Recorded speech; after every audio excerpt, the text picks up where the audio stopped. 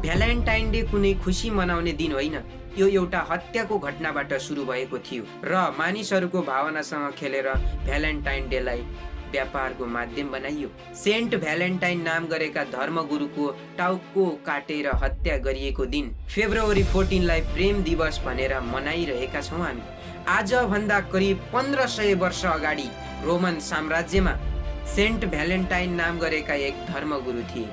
त्यो बेला रोममा सधैँ युद्ध चलिरहन्थ्यो। सैनिकहरू लामो समयसम्म घरबाट टाढा रहन्थे। त्यस बेलाका राजा क्लरियसलाई लाग्थ्यो कि विवाह गरेपछि सैनिक कमजोर हुन्छन्, किनकि उनीहरूलाई श्रीमती र परिवारको चिन्ता हुन थाल्छ। त्यसैले उनले सैनिकहरूलाई विवाह गर्न नपाउने नियम बनाइदिए। तर सेन्ट भ्यालेन्टाइनलाई यो नियम गलत लाग्यो। उनले प्रेममा रहेका युवा युवतीको लुकी लुकी विवाह गराइदिन थाले र यही कारण उनलाई पक्राउ गरियो, जेल हालियो, यातना दिइयो र अन्त्यमा फेब्रुअरी 14 कै दिन उनको टाउको काटेर हत्या गरियो। मर्नु अघि सेन्ट भ्यालेनले जेलरकी छोरीलाई एक चिठी लेखे, जसमा अन्तिममा तिम्रो भ्यालेन्टाइन लेखिएको थियो।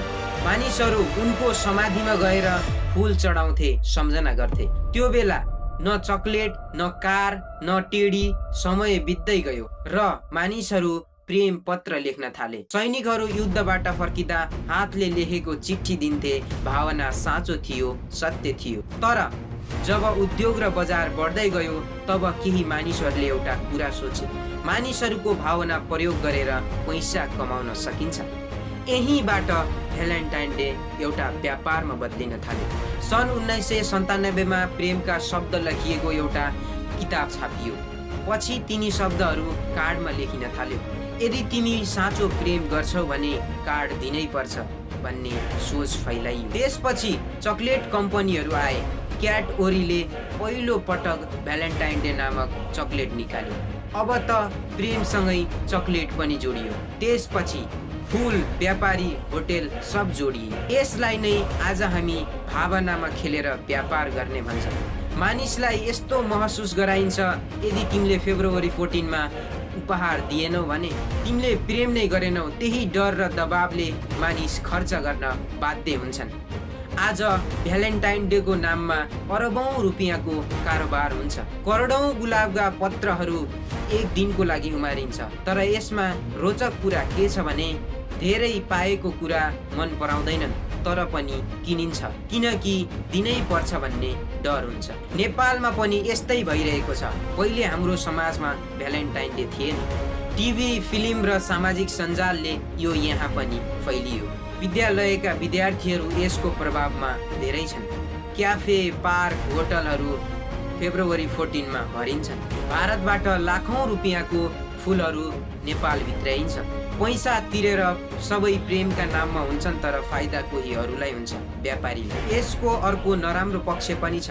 प्लास्टिकका टेडी, गुलाब, बलुन लाखौं वर्षसम्म डिस्पोजल हुँदैनन्, जसमा यी सामान सस्तो मजदुरबाट बनाइन्छ, जसले निकै कम पैसा पाउँछन् प्रेमको नाममा। अरूले दुःख पाउँछन्, तर विभिन्न कम्पनीहरूले नाफा कमाउँछन्। हामी यथार्थ नबुझी पछि लाग्छौँ। यसरी हेर्दा प्रेमको दिन होइन, यो व्यापारको दिन हो। हामी यथार्थ नबुझी पछि लाग्छौँ। यसरी हेर्दा प्रेमको दिन होइन, व्यापारको दिन बनेको छ। सेन्ट भ्यालेन्टाइनले प्रेमका लागि ज्यान दिएका थिए, तर आज त्यही नाम प्रयोग गरेर मानिसलाई किनमेल गराइन्छ।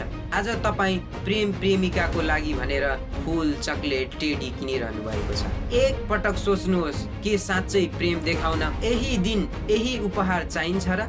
साँचो प्रेम उपहारमा होइन, समय र सम्मानमा हुन्छ। प्रेम देखाउन कुनै दिन चाहिँदैन, माया हरेक दिन देखाउन सकिन्छ। सँगै बसेर कुरा गर्नु, समय दिनु, सम्मान गर्नु, यही साँचो प्रेमको अस्तित्व होइन र? त्यसैले भ्यालेन्टाइन डे मनाउने कि नमनाउने भन्ने तपाईँको आफ्नो निर्णय हो, व्यक्तिगत निर्णय। तर यस पछाडिको कथा बुझेर व्यापारको खेल चिन्न सकेपछि तपाईँले प्रेमलाई उपहारले होइन, व्यवहारले देखाउनुहुन्छ भन्ने आशा गरौँ।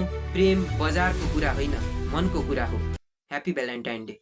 हस् त, धन्यवाद।